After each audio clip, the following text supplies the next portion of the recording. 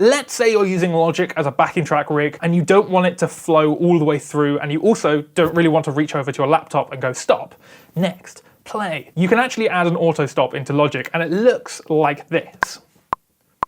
And stop. And I didn't touch anything, it does it automatically, and it's super easy to use and you don't have to buy anything extra. It's actually all to do with Logic. So the first thing you want to do is actually use what's called the IAC driver, which the easiest way to think about it is it's a digital MIDI device.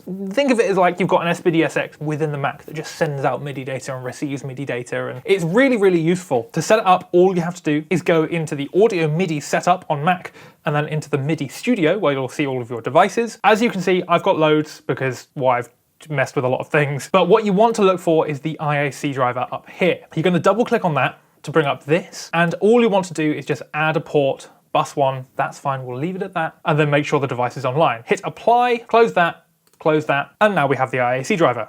Easy as that. Once you've done that, then we want to head into Logic. Now you may be heading into a previously built backing track rig, and that's great, but in my case, I'm just going to do it on a blank project, but adjust this to your needs. What I'm just going to quickly do is set up some markers, so I'm just going to go really short song, intro, let's go to the straight into a chorus because we're maniacs, and then after the chorus, which is apparently going to be a very weird number of bars, we're going to go to stop. Now from here, what you want to do is just to right click and create external MIDI track, and I'm just going to name this AutoStop and just put that at the top so I can see it above everything. But feel free to name that however you like, it doesn't really matter. What does matter is that on the left here, this is where we're going to change things to make sure it works. So the MIDI import, we want to make sure it's just the IAC driver and that bus that we created. And this is so it doesn't conflict with anything like the SPDSX if you're MIDI controlling Logic from that. And if you want to know how to do that, you can check out the video just up there. But making sure that we're not getting any conflicting MIDI data in. So to do that, I'm just going to click on the little drop down arrow and go into IAC driver bus 1 because that's the one we set up. Now the important thing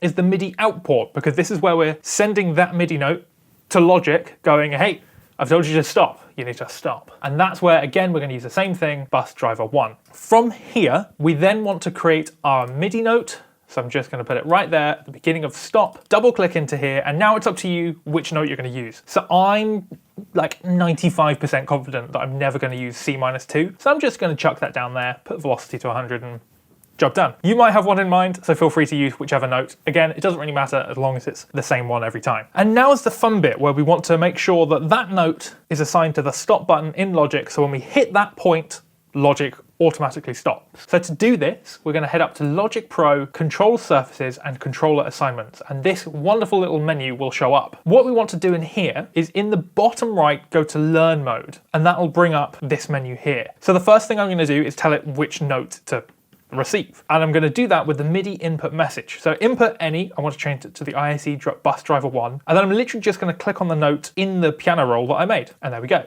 9000 low, all that sort of stuff. Now the last step in this is that we want to then tell Logic what to do with this note. So we want to tell it to stop. To do this, we're just going to go up a bit to where it says class command and what it does. So in this case, we're keeping it on key command because that's where we're going to find the stop instruction. Then we want to change command just to global commands. Underneath that, you can now see all of the things that we can adjust. So in this case, I'm going to go down to stop and then rename this auto stop. I'm just going to change the learns to auto stop as well. And then on the left, when we come into here for the feature, we can see that we've got an auto stop assigned. Then we can exit out of this. And in theory, when I hit play, it should auto stop.